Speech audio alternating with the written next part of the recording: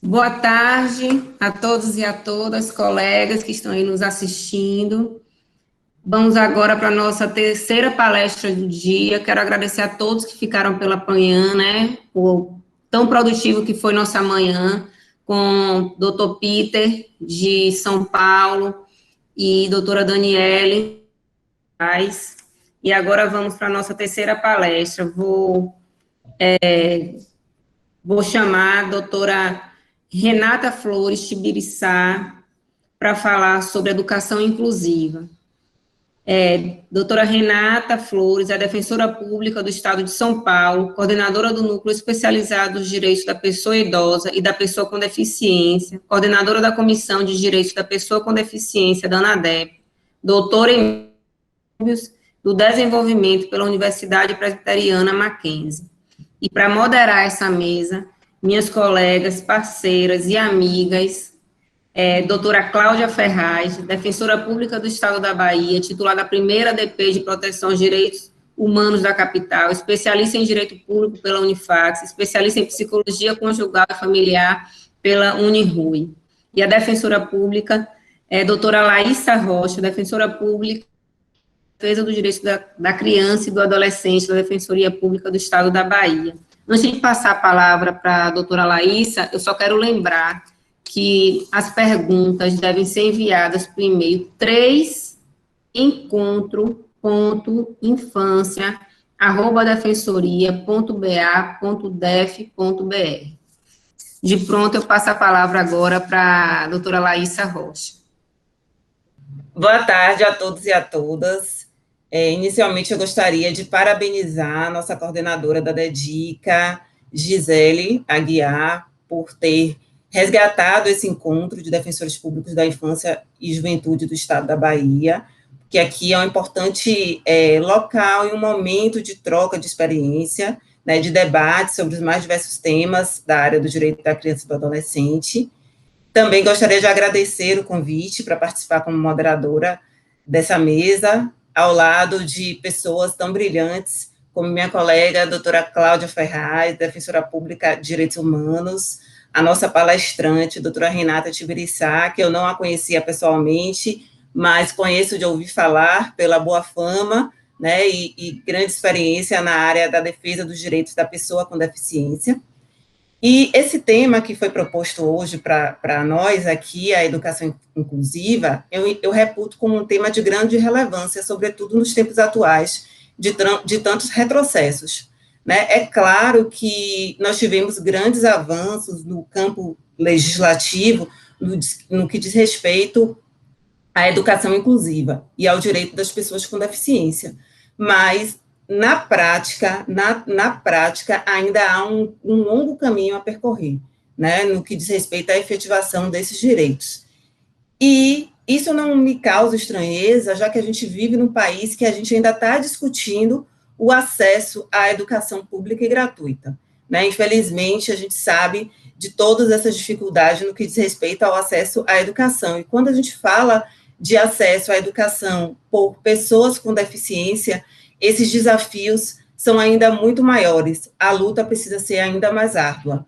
E aqui em Salvador, por meio desse trabalho conjunto, que a gente vem desenvolvendo um trabalho em conjunto, a especializada de Direito da Criança e do Adolescente, com a especializada de DH, pela unidade de doutora Cláudia, que trabalha com a proteção da pessoa com deficiência, e a gente vem encontrando vários desafios, e eu gostaria de citar aqui alguns, que ao longo da palestra a gente vai discutir sobre alguns temas desses, e aí a gente encontra dificuldade no que diz respeito à insuficiência de sala de recursos multifuncionais, a carência de equipamentos de tecnologia assistivas, a falta de capacitação de professores, a falta de acessibilidade em muitas unidades de ensino, insuficiência de profissionais de apoio para acompanhar os alunos com deficiência em sala de aula, dentre outros. Claro que a gente tem algumas conquistas, não é mesmo, doutora Cláudia? Mas, que a gente vai ponderar até o final da palestra, mas ainda há muito por fazer. Enfim, os desafios são muitos, por isso desejo que esse painel nos inspire, revigore nosso fôlego e nos auxilie para encontrarmos o melhor caminho para a efetivação dos direitos da pessoa com deficiência. E antes de passar a palavra para a nossa ilustre palestrante, eu gostaria de passar a palavra para a moderadora, minha colega, a doutora Cláudia Ferraz. Bem, gente, boa tarde a todas e todos. É uma alegria enorme estar nesse evento, agradecer a Gisele, que é, assim, uma amiga, parceira, né, muito feliz por ter pessoas tão caras e tão singulares nessa jornada, né, nessa nossa atuação defensorial e em um tema que é tão relevante como Laísa falou.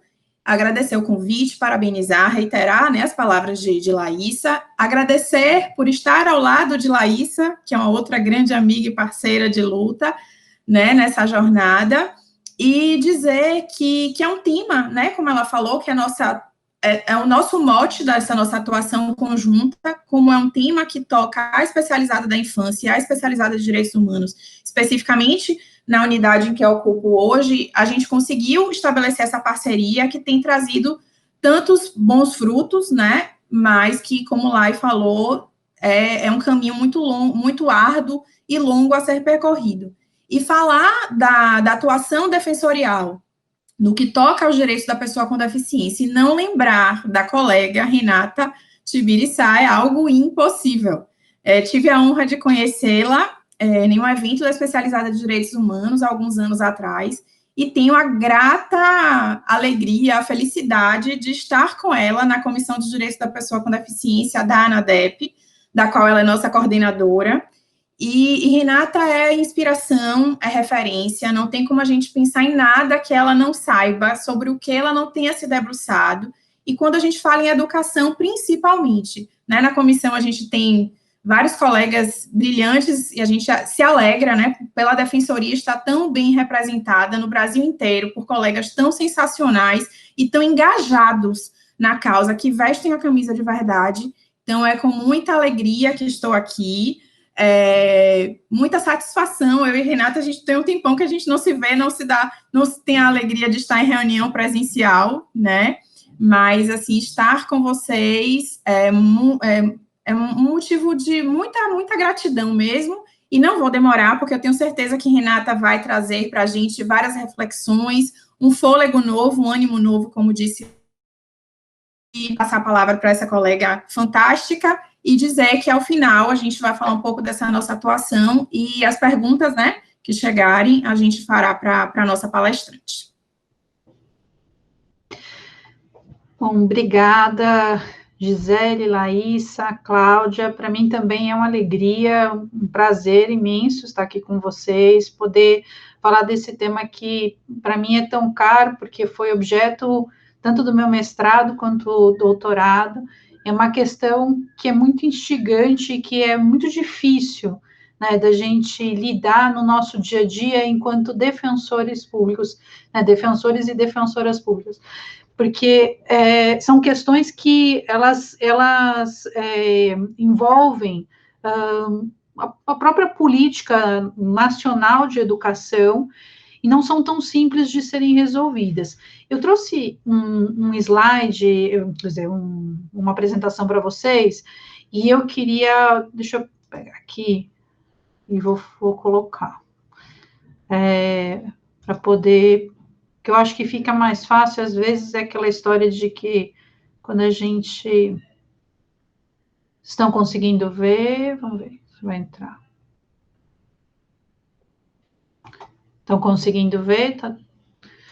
Então, eu trouxe aqui, né, na verdade, a gente colocou, o tema é educação inclusiva, mas eu trouxe como direito à educação, porque eu acho que a gente, embora tenha a questão da educação inclusiva, a gente está num momento que a gente tem que falar ainda sobre o direito à educação da pessoa com deficiência, porque, no fundo, a gente está falando de um direito que deveria ser para todos, né? Mais do que a gente tentar incluir. Mas a gente sabe que a gente ainda precisa fazer a inclusão, né? A inclusão, de fato, ela não vem acontecendo da forma como deveria. E aí, eu não sei se todos os colegas que estão nos assistindo têm conhecimento da área da pessoa com deficiência, dos direitos da pessoa com deficiência, e para que a gente possa introduzir esse tema, eu queria falar um pouco sobre quem são as pessoas com deficiência, porque isso vai estar intimamente ligado na forma como eu vou apresentar a questão do direito à educação da pessoa com deficiência. Então, pela Convenção Internacional, eu peço desculpa se eu estiver sendo meio redundante em algumas coisas que talvez as pessoas já saibam, mas eu achei que era importante a gente retomar o conceito para que a gente possa entender da onde é que eu estou partindo para falar sobre o direito à educação. A Convenção Internacional sobre os Direitos da Pessoa com Deficiência, ela traz um conceito, na verdade, o conceito de pessoa com deficiência é um conceito que evoluiu ao longo do tempo. E se a gente for olhar todos os documentos internacionais, declarações de direitos relacionados à pessoa com deficiência, que começam desde 1975, a gente percebe que houve uma evolução desse conceito, e a própria convenção, ela fala sobre isso, de que antes se olhava a pessoa com deficiência como uma pessoa que precisava se adaptar, se adequar à sociedade, se normalizar à sociedade, e não a sociedade a ela.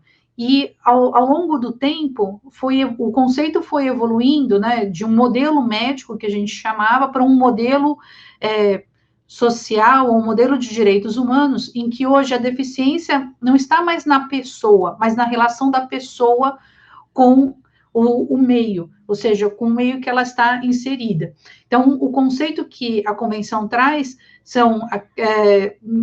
seriam pessoas com deficiência, então, aquelas que têm impedimentos, que podem ser de 4 natureza, de física, mental, intelectual, sensorial, que, em conjunto, né, interação com diversas barreiras, impedem que ela participe em igualdade de condições com as demais pessoas.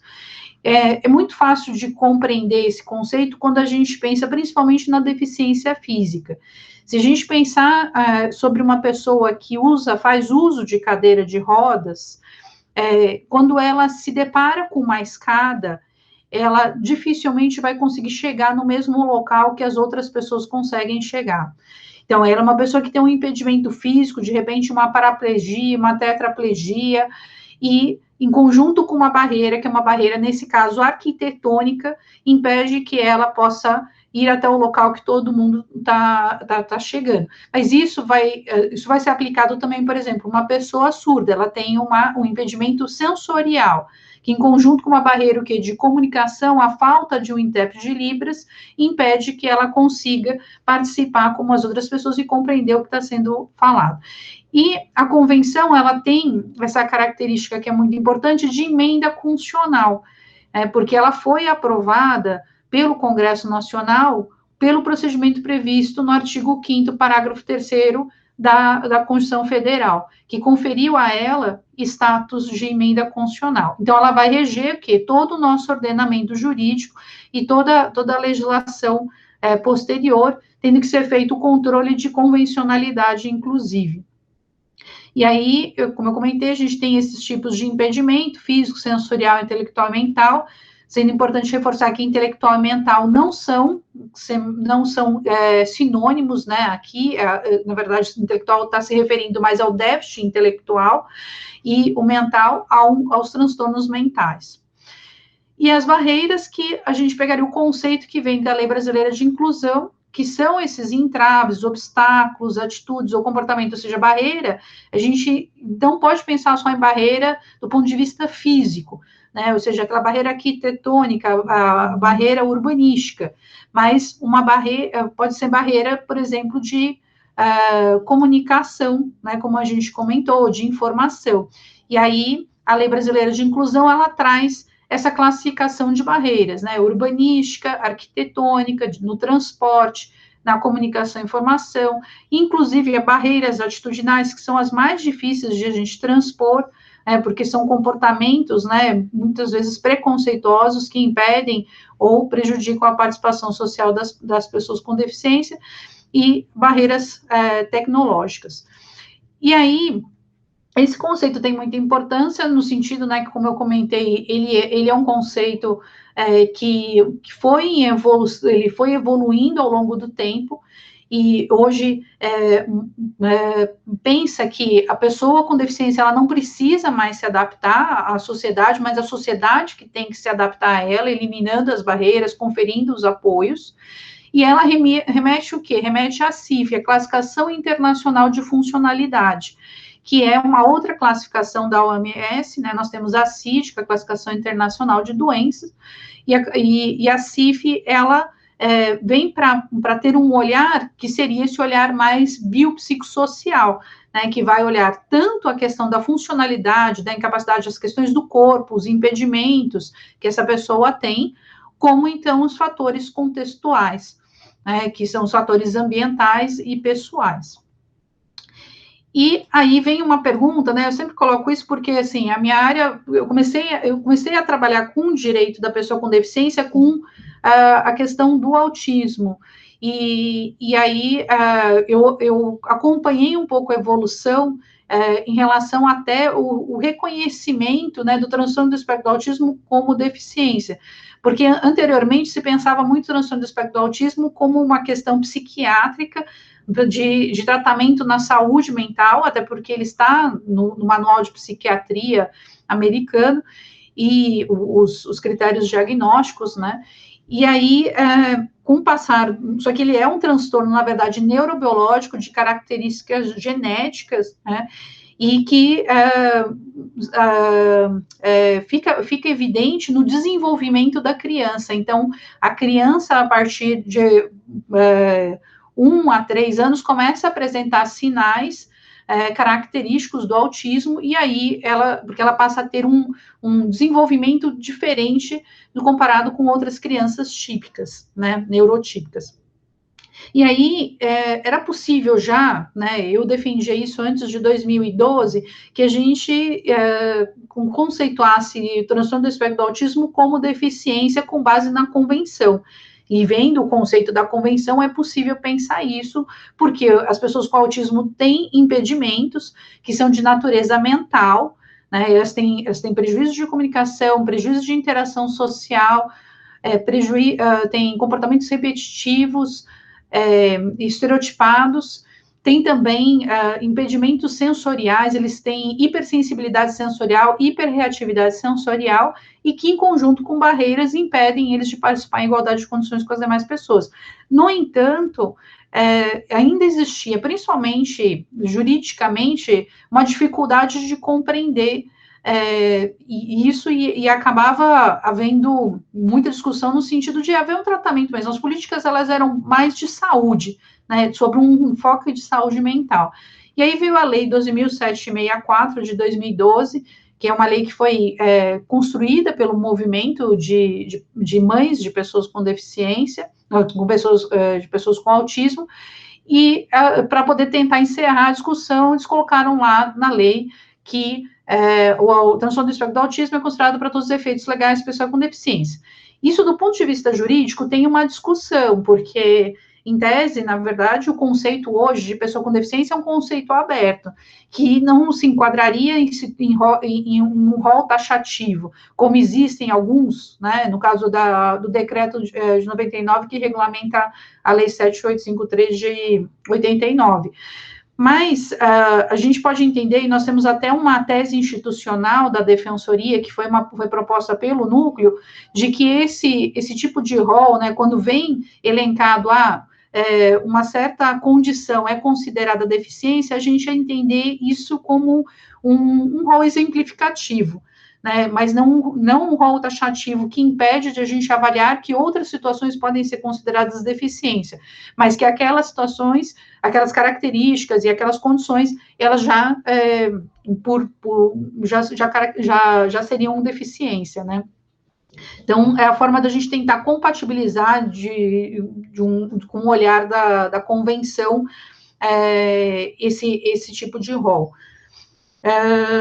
Bom, aí, entrando diretamente na questão do direito à educação, eu vou fazer um breve histórico só sobre, para a gente também não se alongar muito, a questão do direito à educação da pessoa com deficiência, porque durante um tempo se achou que pessoa com deficiência não poderia conseguir ir para uma escola, participar de atividades educacionais, porque não conseguiria aprender. Então, a história é um pouco recente do ponto de vista normativo, não é?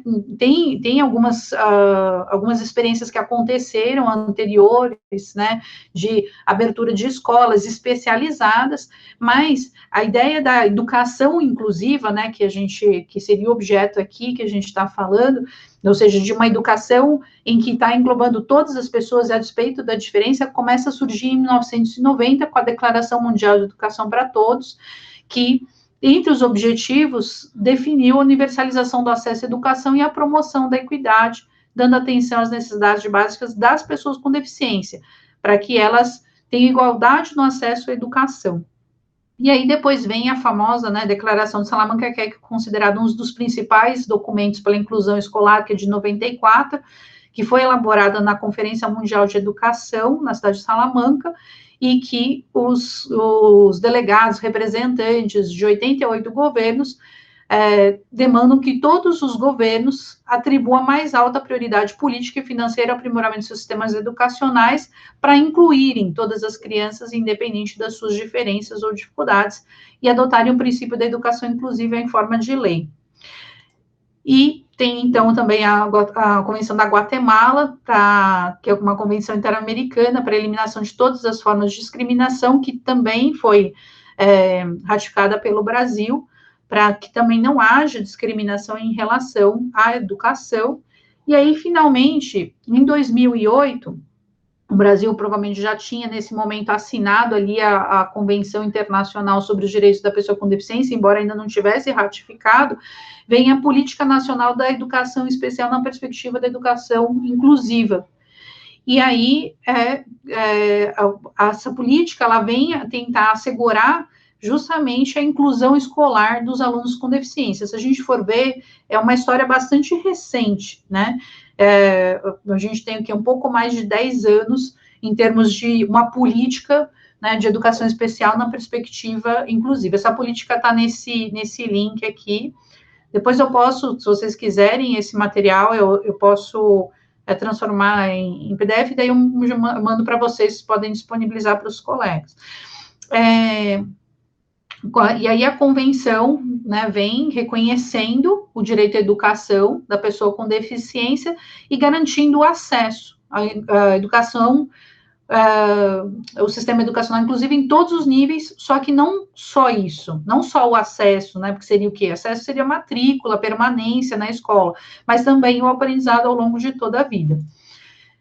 Nesses objetivos do aprendizado, vem o desenvolvimento do potencial humano, do senso de dignidade e autoestima, do máximo desenvolvimento possível da personalidade e dos talentos.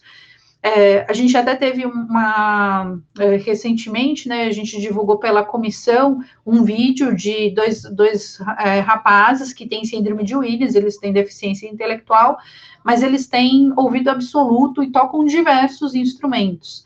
Só que, por exemplo, eles nunca tiveram a oportunidade de poder estudar de uma forma, do ponto de vista, pensando numa profissionalização, né, música, para poder justamente desenvolver esse talento que eles têm e, de repente, até se profissionalizar e poder trabalhar e ganhar dinheiro como músico, né, que é alguma coisa que eles gostam de fazer.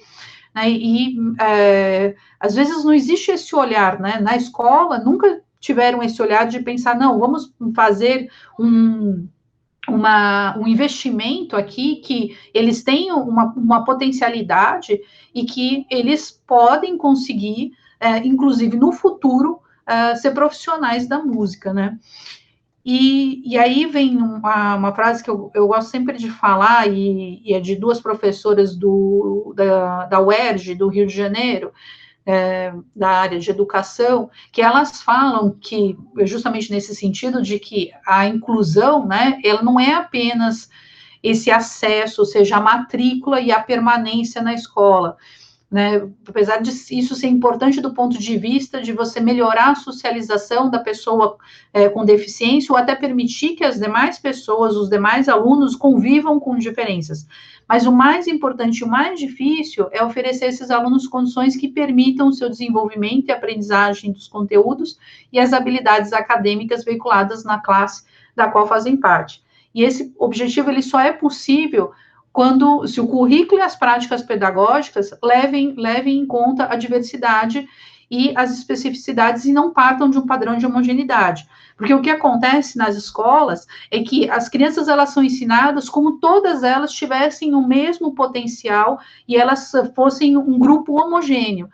E não é levado em conta a diversidade e as individualidades, e com isso, qual é a questão? Algumas conseguem aprender daquela forma que está sendo ensinada, outras não conseguem aprender e acabam excluídas. Então, por isso não adianta a gente incluir crianças na escola se elas não tiverem realmente a oportunidade de aprender, porque ainda que isso possa melhorar a socialização delas, não vai trazer para elas justamente aqueles objetivos que estão na convenção. E aí, como é que a gente pode fazer para efetivar o direito à educação, né? Então, isso foi mais ou menos objeto da minha tese de doutorado, que eu fiz em estudos de desenvolvimento, né, que é uma pós-graduação interdisciplinar, não é do direito, é educação, psicologia e saúde. Então, a convenção, ela menciona, né, a possibilidade de você fazer adaptações razoáveis, de acordo com as necessidades individuais, dar os apoios necessários para facilitar a efetiva educação e garantir medidas de apoio individualizadas e efetivas em ambientes que vão maximizar o desenvolvimento acadêmico e social, de acordo com essa meta de inclusão P. E aí eu fui analisar justamente a questão dos apoios nas escolas para a garantia dessa inclusão dos alunos com autismo. Mas isso, embora eu tenha feito esse recorte dos alunos com autismo, nós podemos generalizar o que, na verdade, eu estudei para as demais deficiências. Então, o conceito de apoio é um conceito que nós não temos na literatura da educação, né? Porque a gente fala em direito doutrina, né, doutrina jurídica. Na educação e na área da medicina, eles não usam doutrina, eles usam literatura. Então, na literatura da educação, não foi identificado, eu só consegui identificar isso em Portugal. E aí, a minha tese de doutorado, eu comparei tanto a legislação brasileira quanto a legislação portuguesa.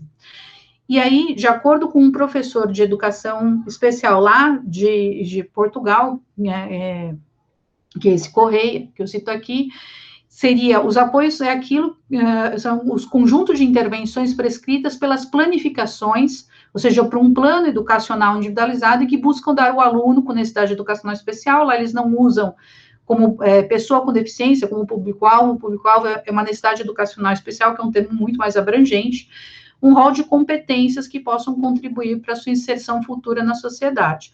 Então, os apoios, eles devem estar definidos numa planificação, ou seja, num plano educacional individualizado, que é um PEI, né? Ou um plano de ação pedagógica, um plano pedagógico especializado. Há vários nomes que são usados para isso. Só que no Brasil, a gente não tem, né? A gente vai ver aqui que não existe uma legislação específica para determinar a realização de um PEI. Então, para que possa ser elaborado esse PEI, você precisa primeiro identificar o aluno, depois você precisa avaliar o aluno e avaliar o quê? Aquilo que a gente está falando, por que eu falei do conceito? Porque é o conceito que a gente precisaria analisar, ou seja, precisa analisar quais são os impedimentos que esse aluno tem, ou seja, tem impedimento físico, mental, intelectual, sensorial, quais são as barreiras existentes e o que então vai ser necessário para garantir que ele participe como as demais pessoas na escola. E aí vem a questão justamente das barreiras e os apoios na educação. Então, pensando que podem existir barreiras de comunicação, informação, como a gente viu, né, pelo conceito da Lei Brasileira de Inclusão, barreiras tecnológicas, atitudinais, urbanísticas e arquitetônicas e transportes, no caso, a gente poderia, esse é um recorte que eu fiz em relação ao autismo, mas seria mais ou menos exemplificativo, porque isso aqui é da minha tese de doutorado.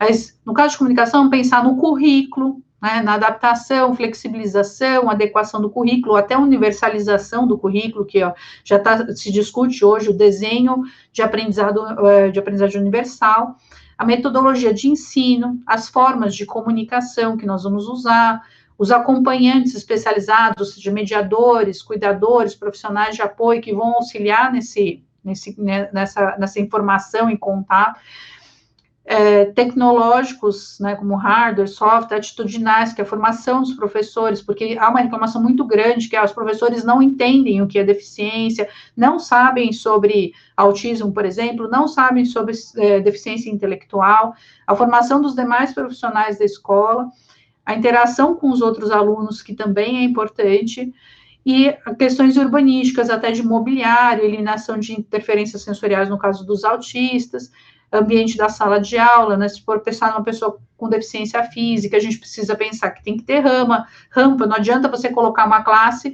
para uma pessoa que usa cadeira de rodas no segundo andar e ser uma escola que só tem escada. Ela não vai conseguir chegar na sala dela, né?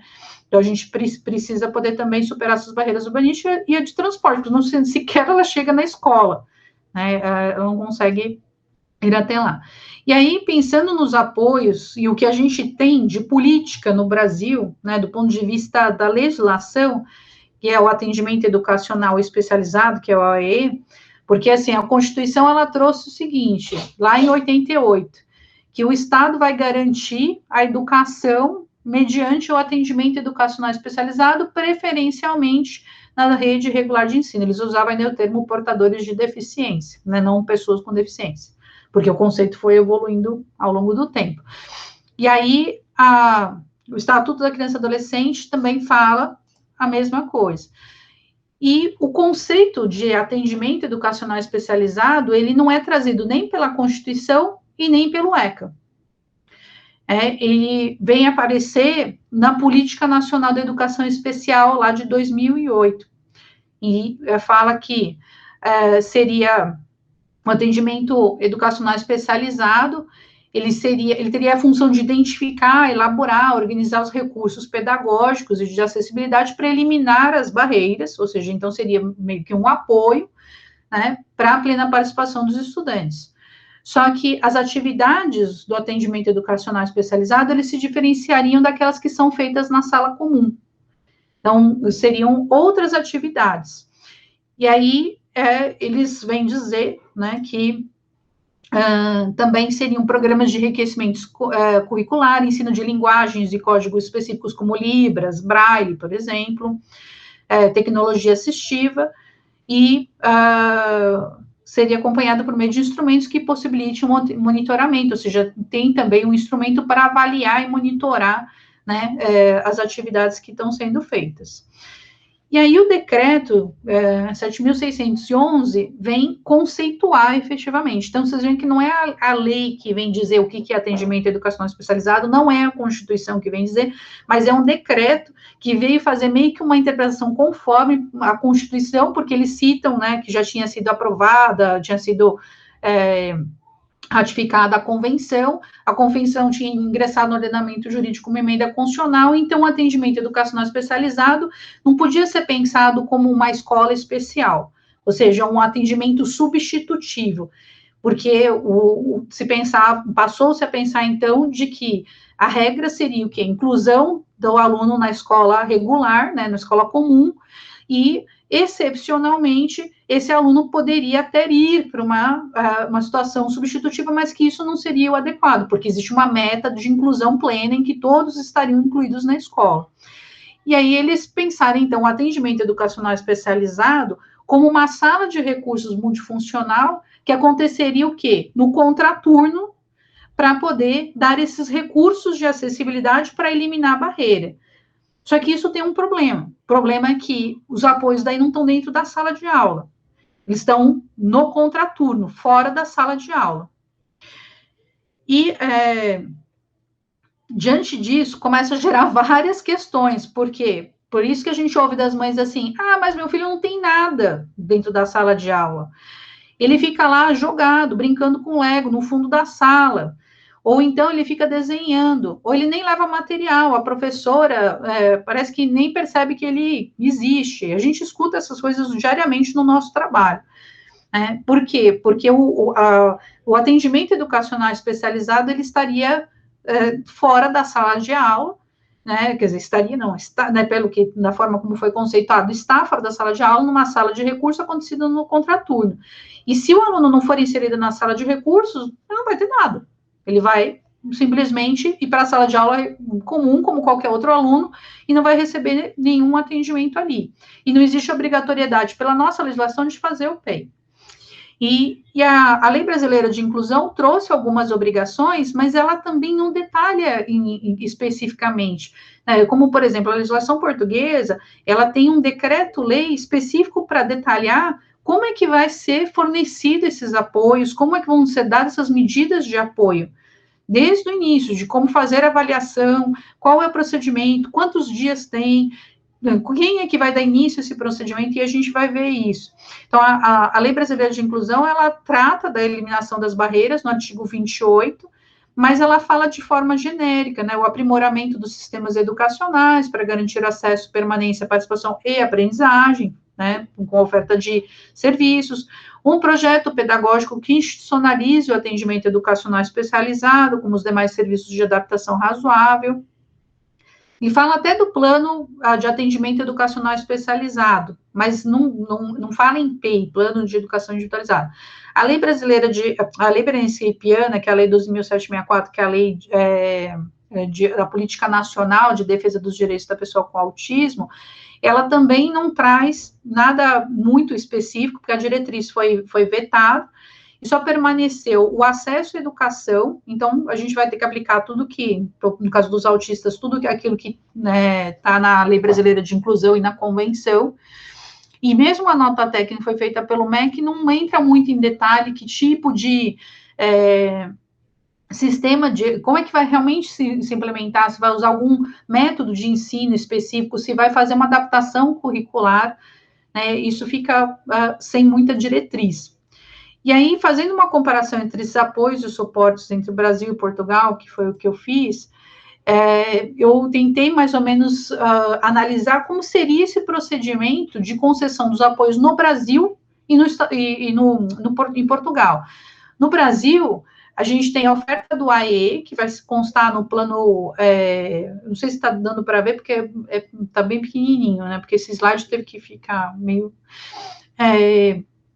num plano político-pedagógico, mas aí ele fala numa matrícula na sala comum, que não pode ser recusada, porque inclusive é crime, e aí ele vai ser então inserido na sala de recurso multifuncional da própria escola, quando se perceber que ele tem alguma necessidade específica, mas isso vai ser feito antes mesmo de necessariamente ter um diagnóstico, porque para ir para a sala de recursos não pode ser exigido o diagnóstico.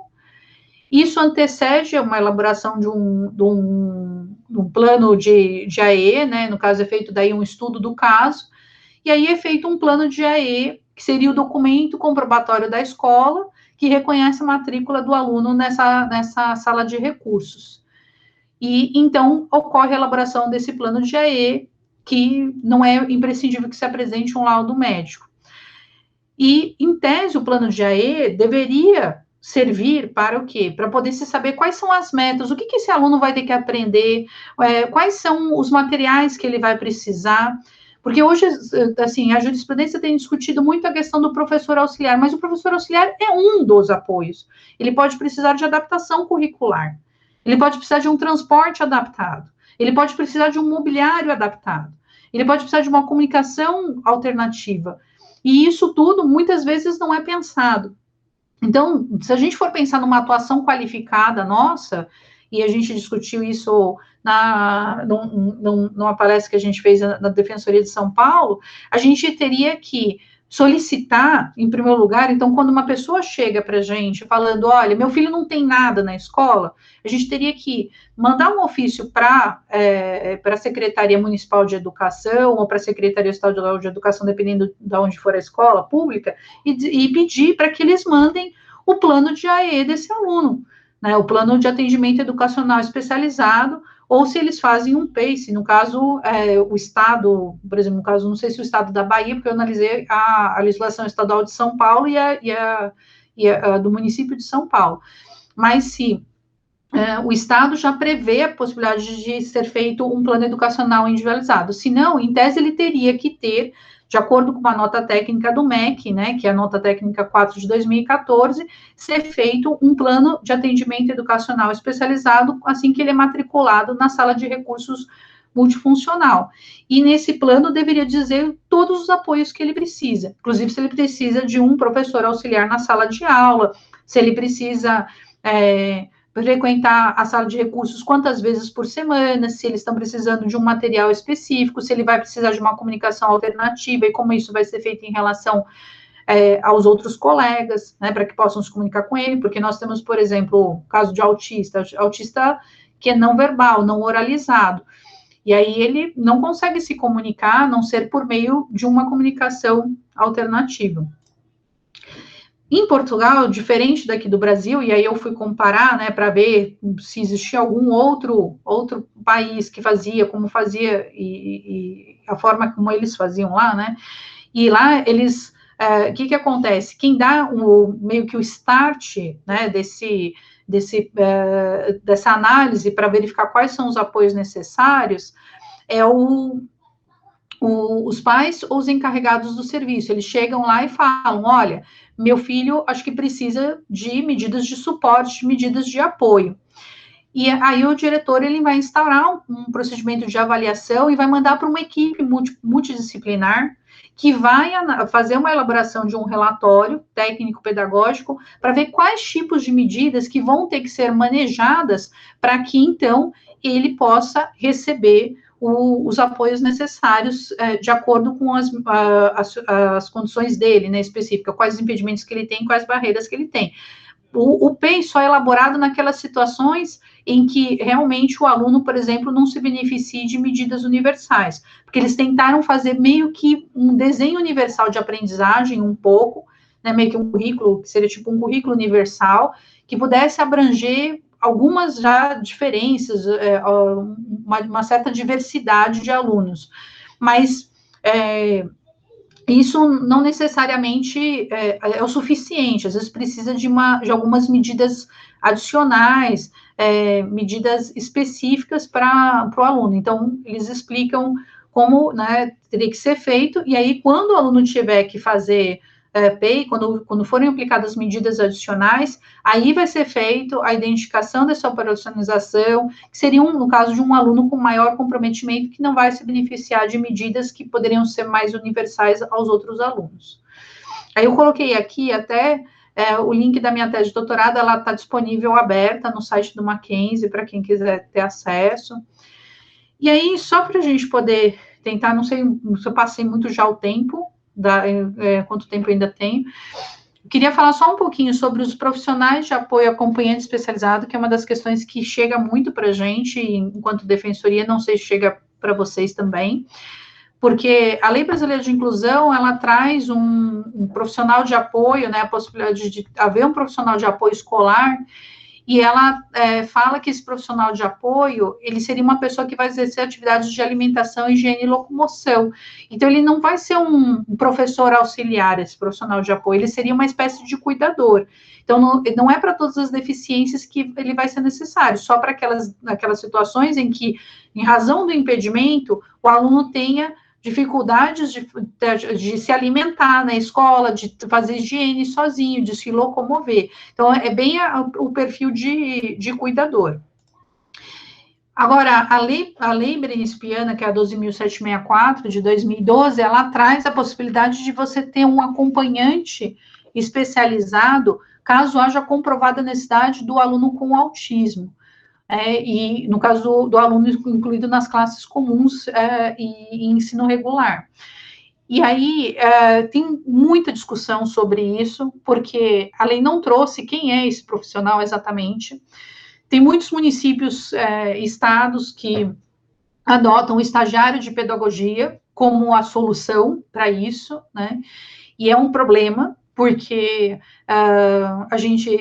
estagiário é aquela história, nós temos estagiários, né, na defensoria, quando o estagiário fica bom, ele vai embora, porque ele aprendeu tudo que tinha para aprender, acabou a faculdade, e ele terminou o estágio. Então, imagina isso pensado como uma política pública, né? A gente está ali usando como uma política pública um estagiário para poder dar o apoio para esse aluno. Fora isso que, assim, um aluno com autismo, ele tem uma aderência à rotina. Mudou o estagiário para ele é péssimo, porque ele ele não se vincula a outra pessoa assim rapidamente. Vai demorar. E aí, isso vai ser complicado. Fora isso, se a gente for pensar que ele fala em comprovada necessidade, e tem o decreto que regulamenta a lei 12.764, que é o 8368 de 2014, ele fala que a comprovada necessidade é para as atividades de comunicação, interação social, locomoção, alimentação e cuidados pessoais.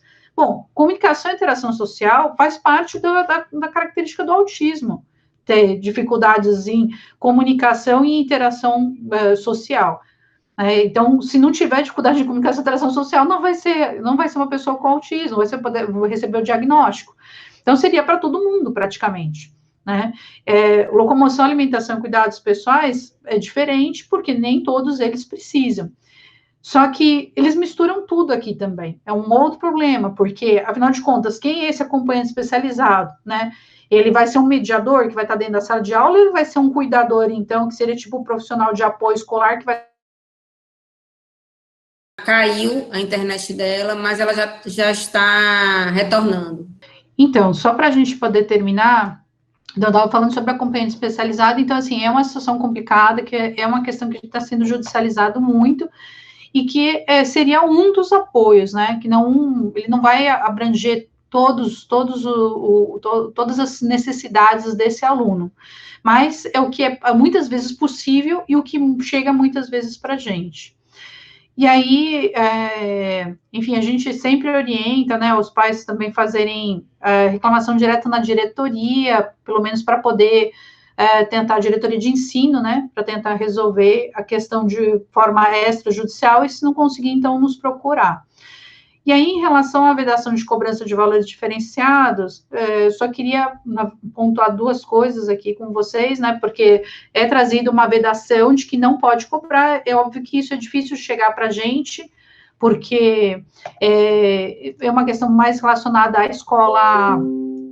escola pública, né, que chega para nós, né, porque as pessoas, nossos usuários em geral, não têm dinheiro para poder pagar a escola particular, mas existe essa vedação, inclusive foi discutido, né, numa ação direta de inconstitucionalidade da CONFENEM, e mesmo assim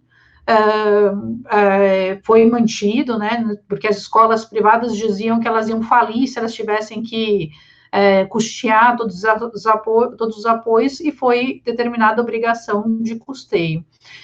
Então, eu falo aqui um pouco dessa da CONFENEM, que o ministro Edson Fachin, no final, ele fala assim, que em suma, a escola não é dado escolher, segregar, separar, mas que é seu dever incluir e conviver, e não pode haver recusa de matrícula, existe tanto uma penalidade administrativa, que vem no caso da lei, da política nacional, né, de defesa dos direitos da pessoa com autismo, que é a 12.764, e também tem um crime específico que, até uma vez me perguntaram, você já ouviu alguma vez alguém que foi processado por essa recusa de matrícula?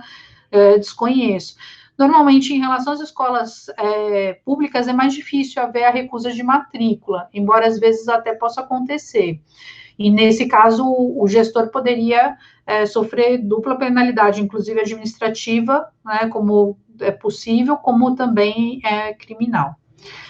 Então, acho que é isso. Desculpa por ter caído aqui a conexão, mas são coisas que acontecem nesse novo normal nosso. Deixo aqui os meus e-mails, se vocês quiserem me contactar, até para poder discutir algum caso, fico super à disposição.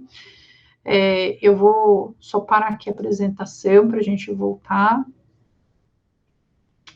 E muito obrigada pela oportunidade, realmente é um prazer, uma alegria estar aqui com vocês, e fico à disposição para o que vocês precisarem.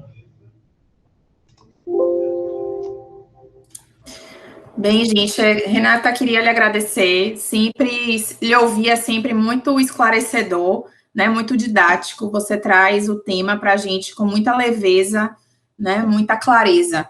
E eu não sei se Gi e Lai tiveram essa sensação, mas você ia falando e eu ia rememorando a nossa prática, a nossa atuação.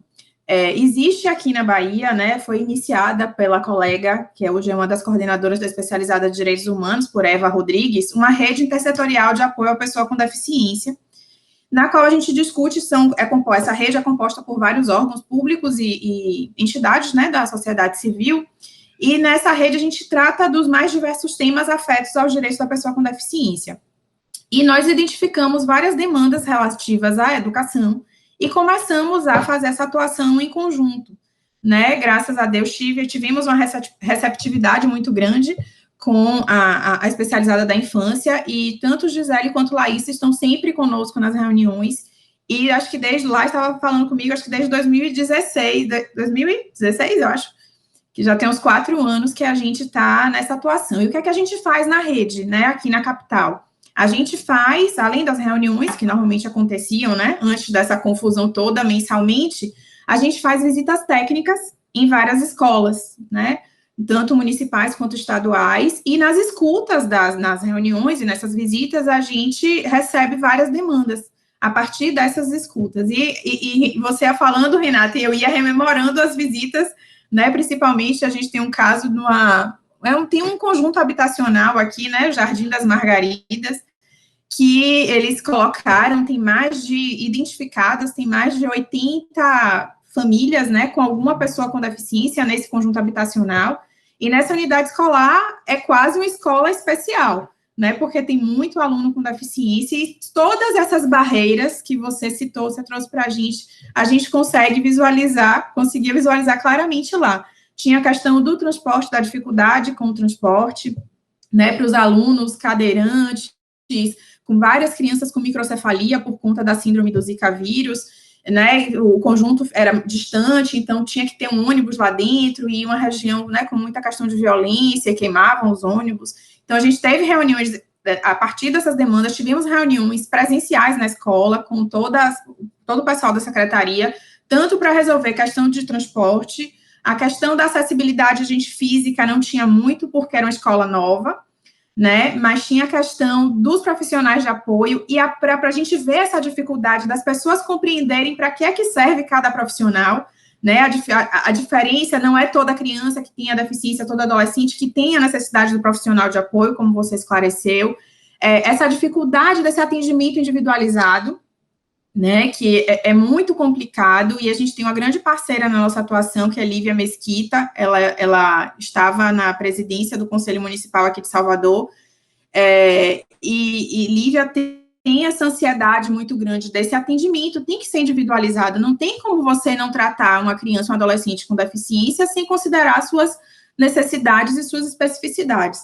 Então, assim, então eu lhe ouvindo, eu fui fazendo um grande passeio pela nossa atuação, e trazer para os colegas, para a gente ter uma noção do que a gente tem feito, né, conjuntamente, a partir dessas demandas, né, principalmente da rede, dessas escutas nas visitas técnicas, a gente conseguiu, a partir dessa nossa atuação, ajudar a implementar, tanto no estado quanto no município de Salvador, a matrícula antecipada para os alunos com deficiência.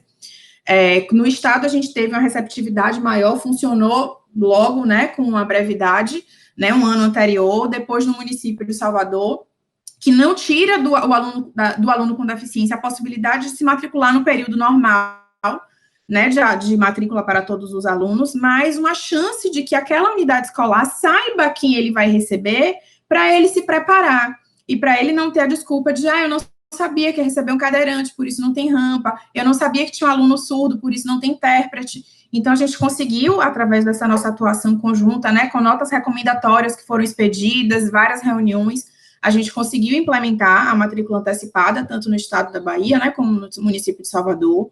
A gente teve uma demanda muito grande da inexistência de intérpretes de Libras nas escolas municipais.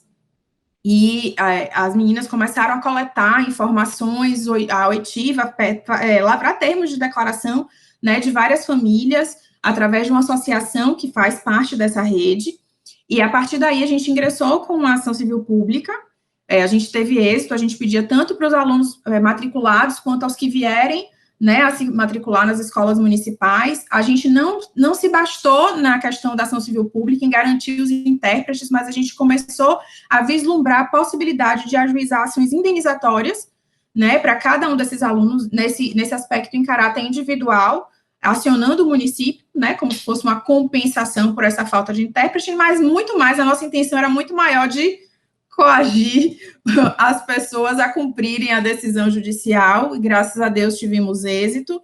A partir dessa nossa atuação, a gente construiu um protocolo de educação inclusiva, até se os colegas não sabem, tem no acesso restrito do site, né, da Defensoria, esse protocolo, ele foi aprovado pela Comissão de Defensores de Direitos Humanos da Bahia, e é uma forma de quê? Porque, assim, o que é que acontece? Aqui em Salvador, a gente tem vários núcleos e atuações especializadas. E os colegas que estão no interior não têm todo esse aparato, né, todo esse tempo disponível, essa expertise, às vezes, por conta até da demanda mesmo, é muito clínica geral, de às vezes tem dois colegas, um no penal, outro no não penal, e esse protocolo é uma forma de esmiuçar, então a gente dá desde o modelo dos ofícios, das ações, né, dá o caminho mastigado para que esses colegas possam replicar, né, essa atuação, e que não vai se bastar para a questão dos intérpretes, mas pode ser replicada para a questão dos profissionais de apoio, enfim, para várias demandas relativas ao tema da educação inclusiva. Que mais que a gente faz? Nessas visitas a gente também tem um acompanhamento, às vezes, né, de arquitetos, tanto do Conselho Regional de Engenharia e Arquitetura, quanto de alguns arquitetos da própria Defensoria, para visualizar e verificar essa questão de acessibilidade física, né, às vezes a gente expede notas, e a gente consegue, às vezes, desde coisas simples, como uma rede de proteção numa escola super nova, recém-inaugurada, que a gente viu, os profissionais da escola informaram para a gente que tinham muitos alunos com o transtorno do espectro do autismo, e que era escola de andar, né, e não tinha rede de proteção, então que muitos ameaçavam, né, tanto se jogar como jogar outras pessoas, e às vezes com a simples visita e um simples ofício, a gente consegue resolver pequenos detalhes que poderiam gerar danos irreversíveis, né? Deixa eu ver lá, e o que mais? A questão, a gente está acompanhando também a questão tem tanto uma ampliação do número da sala de recursos multifuncionais, que aqui no estado e no município também é um número muito baixo, e essa, quando você estava falando da questão do atendimento educacional especializado, que a gente visualiza isso, que fica muito para o contraturno, né? Não tem ali na sala de aula o atendimento que aquelas pessoas precisam e merecem por direito, né? Tem direito àquilo. Então, isso gera na gente uma ansiedade muito grande, mas a gente sabe que a gente é um misto de emoções, né? É uma felicidade por já ter caminhado, mas uma ansiedade por tanto a se fazer ainda, né? Mas eu fiquei assim, me senti muito passeando aí pela atuação, pelas nossas visitas, nossas idas e vindas, e queria passar para lá e para também fazer a pergunta, que tem uma perguntazinha, e agradecer de novo, Renata, por você sempre trazer clareza para a nossa atuação. Eu também gostaria de agradecer sua participação, Renata, e parabenizar pela excelente palestra. Como Claudinha falou, de fato, a gente acaba percorrendo, né, esse caminho aí na prática, claro, assim, algumas conquistas, muitas angústias, né, por outro lado, mas, enfim, né, defensor público nunca deixa de lutar, né, está sempre ali na batalha para alcançar algumas conquistas, e é isso que a gente tem feito. A gente também produziu um folder sobre educação inclusiva para distribuir, né, para os usuários da Defensoria, explicando um pouquinho quais são nossos serviços, né, como é que a gente pode auxiliar nesse acesso à educação para as pessoas com deficiência.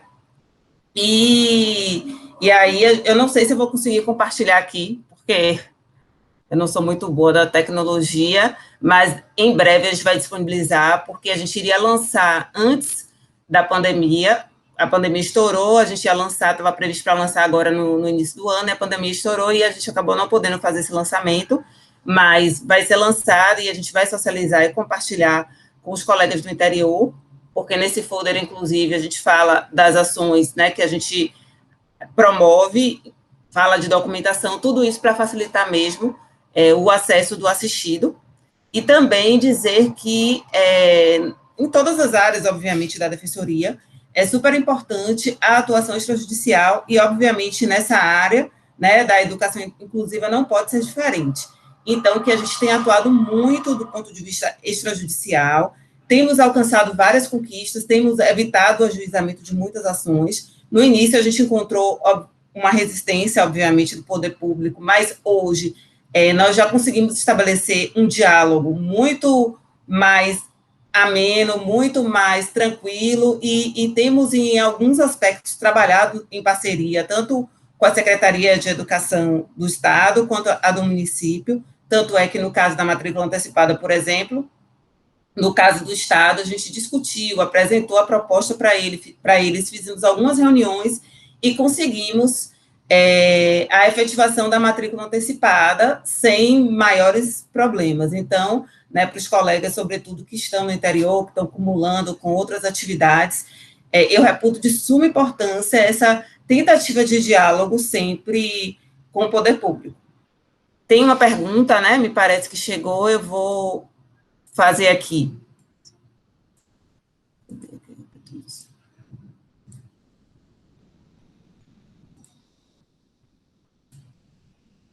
A pergunta é de doutora Carmen.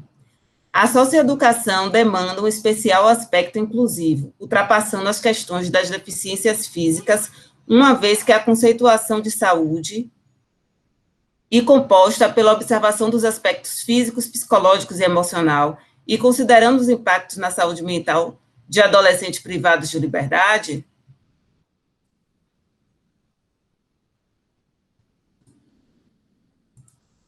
Esse foi o questionamento. Deu para ouvir?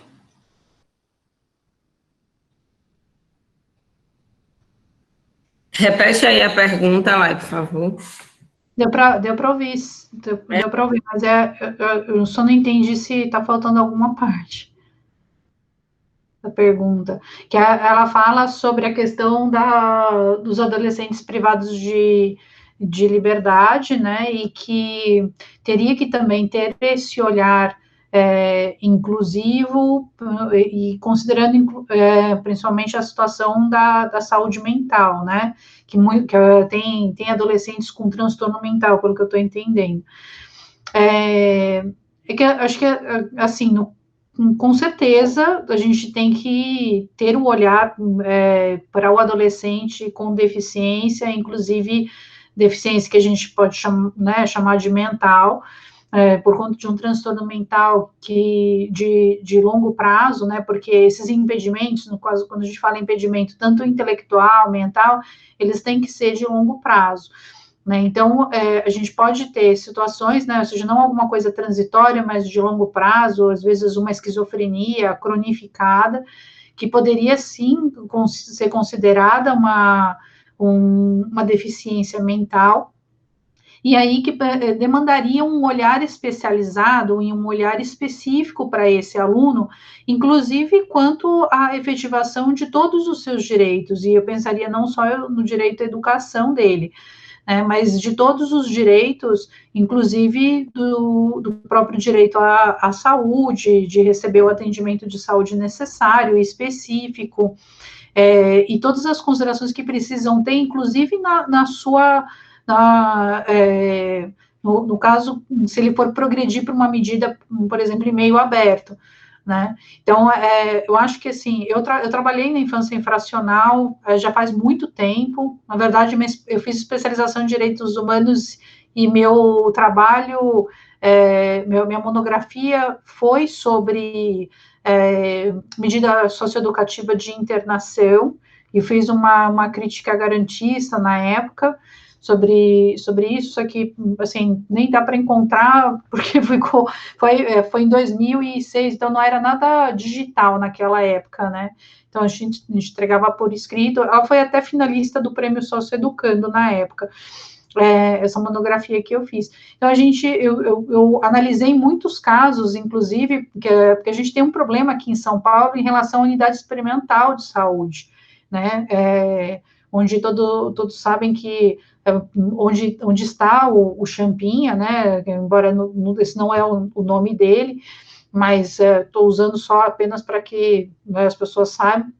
E essa unidade experimental, ela estava se conseguindo reduzir os adolescentes que estavam lá, mas eles permanecem, e alguns adolescentes, por conta de questões de transtorno mental. Então, eles estão praticamente em prisão perpétua, né? É algo bastante complexo e difícil. A gente vem acompanhando isso, inclusive, com o nosso NEIJ, né, o nosso núcleo especializado de infância e juventude. A gente também trabalha a questão da educação, inclusive, em conjunto com o núcleo, mas é uma questão complexa e difícil, porque existe muita, como é que se pode dizer, muita refratariedade do ponto de vista do judiciário, de que eles acham que podem, numa avaliação psiquiátrica, definir que um adolescente tem um potencial criminal ad eterno, né, ou seja, para a vida inteira dele, uma psicopatia que não vai ser curada, e que se ele sair, ele vai infracionar de novo e vai cometer um crime, inclusive, muito grave. E aí acaba que não se cumpre o que está na lei, simplesmente, né, que tá lá, a medida socioeducativa, no Dia Internacional, ela tem um prazo, ela tem um limite, e ela tem que terminar, né, só que eles acharam uma forma, que é mandar para a unidade experimental de saúde, para poder continuar aplicando uma medida de forma perpétua, que, em tese, não é mais medida socioeducativa, é supostamente um tratamento de saúde, né, que não é exatamente tratamento de saúde, porque tem alguns ali que nem remédio tomam mais, porque não precisam, né, nem remédio psiquiátrico. Então, é bem complicada essa situação, e falta esse olhar também, né, esse olhar do ponto de vista da deficiência mesmo, dos direitos da pessoa com deficiência, para essas questões relacionadas à saúde mental. Só que a gente também ainda tem muita dificuldade de identificar, né? Eu acho que existe uma zona cinzenta do que exatamente se configura um impedimento mental de longo prazo, que em conjunto com as barreiras vai gerar uma situação de que a pessoa não consiga participar da sociedade em igualdade de condições. Mas no caso deles, em especial, desses meninos que estão na unidade experimental de saúde, é isso que eles estão fazendo, né? Porque eles dizem que eles têm um impedimento, né, de longo prazo, que o impede, inclusive, de exercer o direito à liberdade, o que é mais absurdo e louco possível, né? Então, é importante que a gente tenha também esse olhar do direito das pessoas com deficiência transportado também para as questões socioeducativas.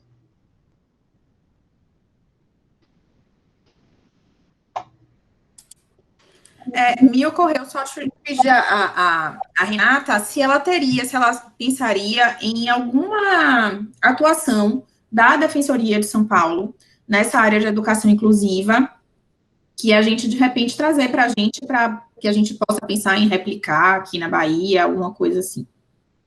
Então, pelo que eu vejo, Cláudia, a gente tem trabalhado mais ou menos de uma forma semelhante ao que vocês também têm feito, né? Do ponto de vista coletivo, o que a gente tem buscado é justamente essa proximidade com as secretarias. Nós conseguimos, na outra vez que eu estive, que eu já estive durante 4 anos na coordenação do núcleo, só que a gente não pode ficar mais que 4 anos, então eu saí e retornei agora, né, porque pela nossa legislação a gente é escolhido pelo Conselho Superior da Defensoria, e com base num plano de atuação. Nesse período anterior que eu estive na coordenação, nesses 4 anos, a gente se aproximou da secretaria, principalmente estadual. Eles fizeram um grupo de instituições jurídicas para poder discutir, por conta desse aumento da judicialização, e discutir uma resolução, e a gente conseguiu avançar em algumas questões. Então, até se for ver lá na minha tese de doutorado, o procedimento que é adotado do ponto de vista federal não é igual ao procedimento que é adotado no Estado. O Estado, ele já tentou avançar e corrigir algumas questões do ponto de tentar fazer uma avaliação. Ainda não está como eu acho que poderia estar, mas acho que a gente já conseguiu caminhar. E a gente tem que ter essa consciência que, às vezes, os avanços, eles são pequenos mesmo, a gente não consegue dar um salto, né? A gente dá pequenos passos, né? Então, a gente não passa de uma situação de exclusão para uma situação total de inclusão. A gente vai conseguindo ganhar coisas aos poucos. Claro que, assim, acho que a gente tem que trabalhar de uma forma estratégica. Acho que isso é importante. O que a gente está pensando em fazer na Defensoria de São Paulo é ver a possibilidade de a gente ter pareceres técnicos pedagógicos. Então, nós estamos pensando sobre a possibilidade de a gente ter algum convênio com alguma universidade para poder elaborar alguma perícia pedagógica. Isso pode ser alguma ideia para vocês também. Por quê? Porque quando chega essa mãe, que é essa mãe que diz para a gente, com um laudo médico, diz, eu quero um professor auxiliar, ela nem sabe se de fato o filho dela precisa de um professor auxiliar. Eu tive um caso de uma menina que ela tinha, eu vou contar rapidamente que a gente já está terminando o tempo. Ela tem paralisia cerebral, só que a paralisia cerebral dela não atingiu a parte intelectual, atingiu a parte motora, né, especificamente, e ela, a única coisa que ela tem, assim, é uma perna um pouco mais curta que a outra, uma dificuldade para andar, tem um pouco de, assim, a dificuldade um pouco para falar, mas não é, assim, algo de um comprometimento muito grande. Tanto que essa menina está no 3º ano, já está alfabetizada, fazendo letra cursiva, e está super bem. Só que, o que acontecia? A mãe veio com uma demanda para a defensoria e nós ingressamos com uma ação pedindo um professor auxiliar para ela. E a mãe queria que esse professor ficasse com ela até o final, até o 3º ano, enquanto ela precisar. Só que eu comecei a conversar com a mãe e eu percebi o seguinte, que o problema, na verdade, não era esse. O problema que eu tinha, e a menina veio conversar comigo, porque a menina também conseguia se posicionar, ela falou assim, eu quero ter amigos. Eu não consigo ter amigos na escola. Então, o problema, no final das contas, era que, na sala, a professora até conseguia envolvê-la nas atividades, ela participava, tal. Só que no recreio, tinha uma funcionária que entendia que, porque ela tinha uma deficiência, tinha que colocá-la para brincar com crianças menores que ela. Então, existia já uma barreira atitudinal, então, muito claro, né? Então, assim, é uma situação de barreira atitudinal. Formação do quê? Do profissional que está na escola, que já tem um preconceito de achar que a pessoa com deficiência é incapaz.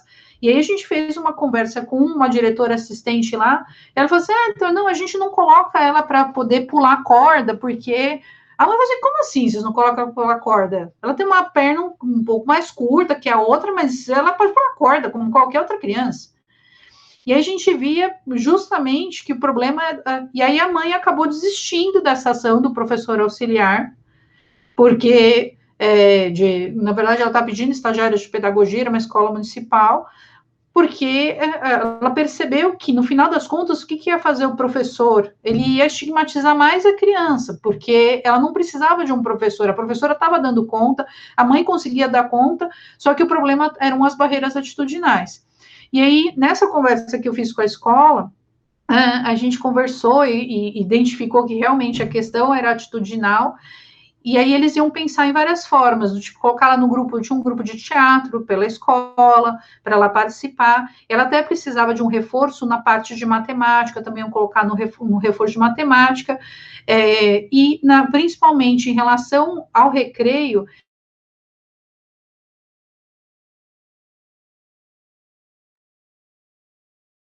algumas atividades, mesmo dentro de sala de aula, que pudessem ser de interesse das crianças, né, daquela idade.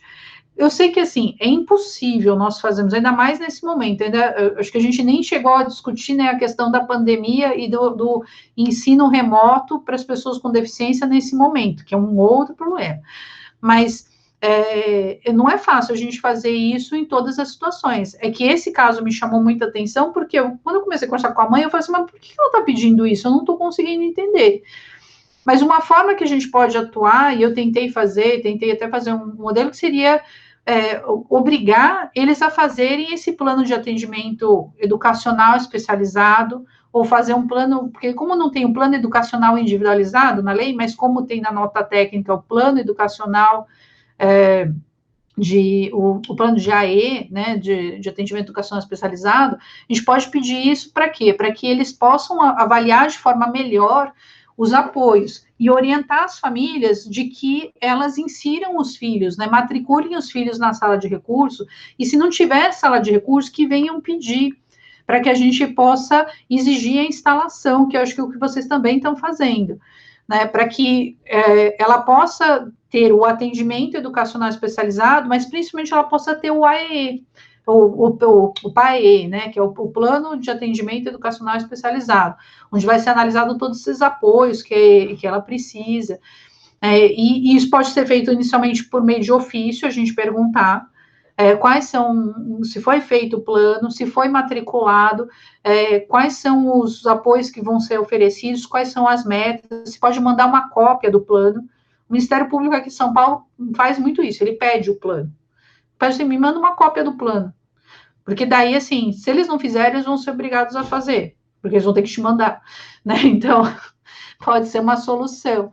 E aí, às vezes, com isso, começam a manejar e pedir que esse plano também seja construído com a família, que é uma outra questão, porque a família acaba sendo alijada desse processo, e aí a família, ela fica com essa sensação de que não está sendo feito nada. Às vezes, a escola até está fazendo alguma coisa, mas ela não sabe, né, que a escola está fazendo, porque o que ela vê o resultado é que a criança fica sem nada, né, e isso enquanto a gente não consegue melhorar a nossa política, né, então é o que eu acho que é possível fazer, então talvez um trabalho mais coletivo e um trabalho individual, que é um pouco do que vocês têm feito, mas se quiserem também posso compartilhar alguns modelos, que na verdade eu fiz um modelo quando estava na infância, para poder tentar fazer uma atuação. Eu não tive muitos casos, porque no fim eu acabei saindo da infância e depois acabei voltando para a coordenação do núcleo. E o nosso núcleo, ele não atua individual, ele atua mais coletivamente mesmo.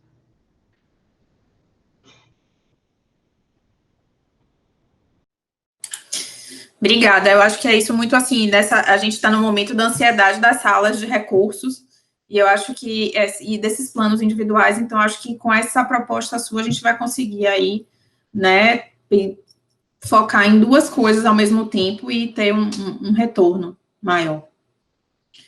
Gi, você aí. Eu já vamos, né, encerrando, quero saber se Renata tem mais alguma consideração, se não, a gente vai encerrando já. Eu quero agradecer vocês, né, mais uma vez, pela oportunidade, realmente foi muito bom, e me colocar mesmo à disposição dos colegas, a Cláudia, enfim, a gente está lá na comissão, né, tem compartilhado muitas questões e tem dividido, inclusive, as angústias, né, por meio da comissão, mas aqueles que quiserem entrar em contato, tem aí o contato que eu tinha mostrado, mas eu posso depois deixar a apresentação, eu não sei como é que eu faço para enviar, e fico à disposição. E obrigada, Gisele, Laísa e Cláudia, pela oportunidade. Nós vamos pedir, viu, Renata, para você, para depois passar para os colegas, a gente vai pedir a apresentação, a coordenação e a escola, a gente vai ficar responsável por isso. Então, assim, hoje eu estou como coordenadora, mas a qualidade é justamente na área protetiva, né, e que inclui essa área da inclusão. Então, realmente, você foi falando, e o meu dia a dia foi vindo assim, né, o Claudinha e lá estão aí, na minha cabeça, certo? Não vou me alongar muito por causa do tempo. Então, eu só quero agradecer você, Renata, pela disponibilidade, agradecer a Claudinha, a Laísa, por toparem ser moderadoras desse painel. Não podiam, assim, ser outras, porque são realmente, quando eu falo parceira, é parceira mesmo, né? A gente tem muita atividade em conjunto. Também disponibilizo aos colegas do interior.